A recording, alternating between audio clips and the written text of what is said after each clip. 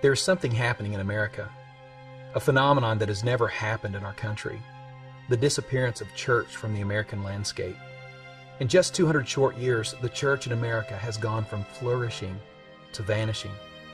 Studies say that the same percentage of our population is going to church as once did, but there are fewer churches.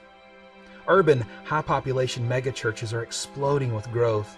At the very same time, a very different picture is being painted on the canvas of the marginal areas of our country. Well, God's amazing work is taking place among regional church giants. Rural church plants, inner-city churches, and small-town churches are at an all-time low.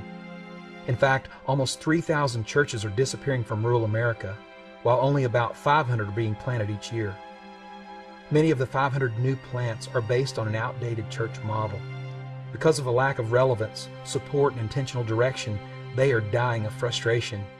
This is only adding to the growing problem. Rural America is leading the nation in teen pregnancy, divorce, and drug use. The inner city is topping the chart in poverty, illiteracy, and alcoholism. The most staggering statistic of all is that rural America is climbing into the position of one of the most unreached people groups in the world. What is happening to the church in America? We have to discover why the church is vanishing. I'm Scott Harness, and I'm not a filmmaker, but I am a pastor. My team and I have chosen to try to understand what is happening to the church in America. We want to talk to people and see what God is doing in these rural and mostly forgotten places. But what we found was it's much more difficult than we first thought. And can we ask some questions? Would you mind being on a video? We'll take just a No, couple. I don't want to be on video. No. Oh, you'd be so perfect. No. The small-town church is not only invisible, but it has lost any credibility among the residents of these communities as a source of any good. Listen to my friend Jack. He's a man we met on the streets of an Arkansas small town.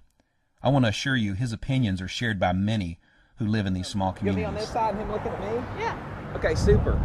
Jack, right? Yeah. In a community like this, do you ever see the church doing anything that benefits this community that you know of? No. What would be something you think the church could do that would help this community?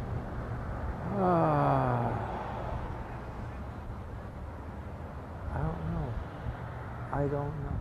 Jack struggled to see any use for the church. From his experiences, he had little to say about the credibility of the church. On the street where we did this interview, there were 3 churches. It seems the church in much of these marginal areas is present, but unaccounted for. A small contingent of God chasers are seeking to impact their own community. It was refreshing to at least find a few who are willing to do creative things and find unique ways to reach those who were far from God.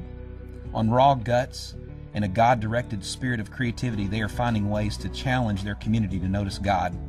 They are causing the most traditional to ask the question, what does the church look like?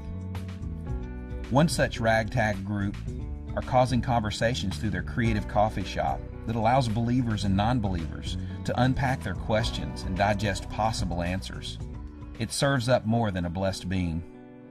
It's a neutral environment. They don't, it's not a, to us this isn't, a church isn't offensive. But to, the person that's not saved is extremely offensive because they don't know God. Sure. And so when they come in here, it's a great opportunity for them to feel God and for God to start moving in their lives. And so when they're, because their spirit is craving that, and it gives a place